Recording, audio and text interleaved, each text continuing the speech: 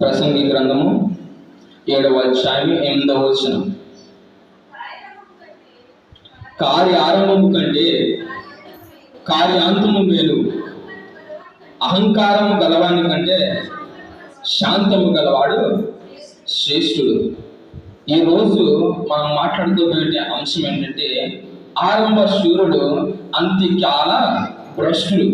ప్రారంభంలో మనము మన యొక్క విశ్వాస జీవిత ప్రారంభంలో దేవునికి ఎంతో యథార్థంగా ప్రార్థన చేస్తూ ఉంటాం, దేవునికి ఎంతో ఇష్టపూర్వకంగా ఉపవాస ప్రార్థన చేస్తూ ఉంటాం, ఎంతో ఇదిగా దేవుని మందిరంలో గడుపుతూ ఉంటాం.